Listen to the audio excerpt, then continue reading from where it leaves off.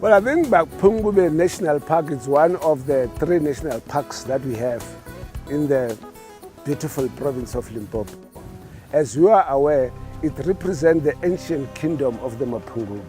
But beyond that, it is at the confluence of Botswana, Zimbabwe, and South Africa. And in itself, that's where you can then be able to learn about culture and heritage of the people of Zimbabwe, the people of South Africa, the people of Botswana, and how they interface and how they've grown from being part of the common humanity, the trade that was taking place in this particular province. But except that heritage and cultural component, you have the wildlife aspect being a national park, because you go there, you get the big 5, and they are easy to find because they are able to move around in the confluence of the 3 countries. As you see that Vhembe is surrounded by the stone hall.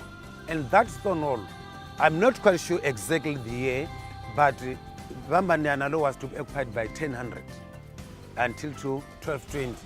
For 1220 is when you see the coming up of Mapungubwe.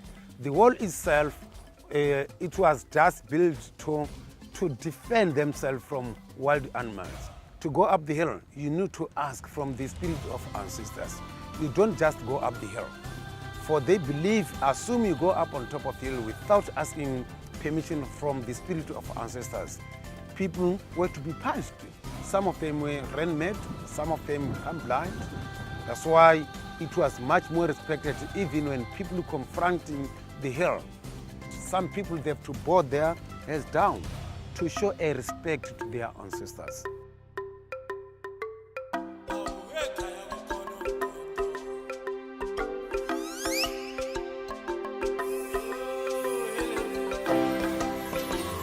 So this is the place where usually, it's even long time back attracted the previous VIPs, because the first place that was to be occupied in Chingami or Zizo, it was 900.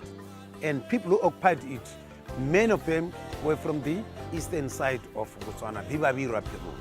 And because they were on the bank of the river, it's where they discovered lots of animal figurines and the Chinese ceramics, whereby it means they have to use clay pots or mud from the banks of the rivers.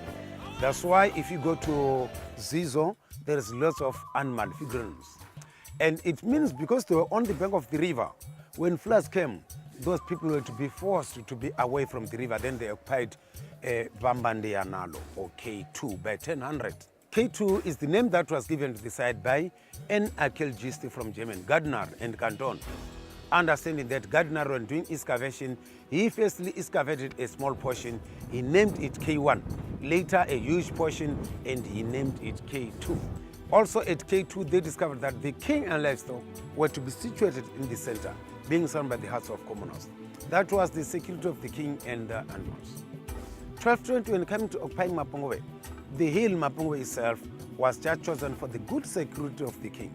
For it was where you see the king separate, or royalties separating themselves from commoners. Royalties going up on top of the hill and commoners remaining at the bottom side.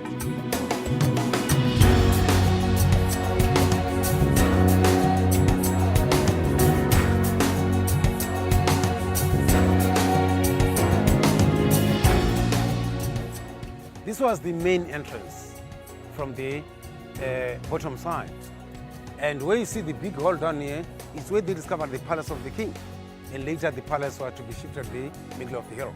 And where you see the Vethat tree, Mutopi, is where they discovered the secret path, which was to be used by the wives of the king.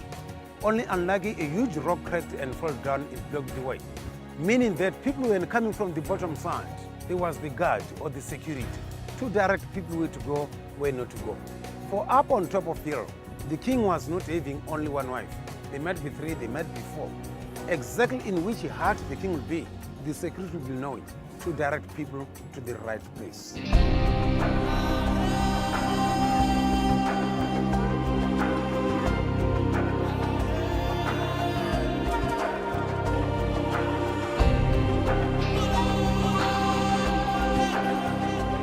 Those people of Mapungubwe, they were cattle herders, they were also farmers, they were also hunters, hunting wild animals to get meat to feed themselves.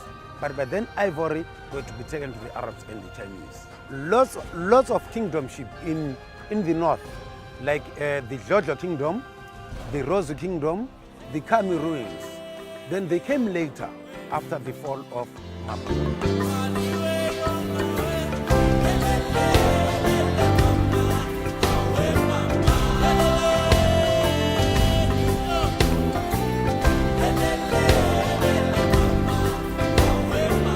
But within, next to Mapungubwe, you have got the baobab forest, which is one of our resilient trees that you will only find in Limpopo and when you go up north in the continent. The baobab tree is one of our symbols because it represents where people are able to convene meetings, it represents resilience, but it's able to show the strength, against the strong winds that might arise, which tourism represents, because we all know that there is an economic downturn.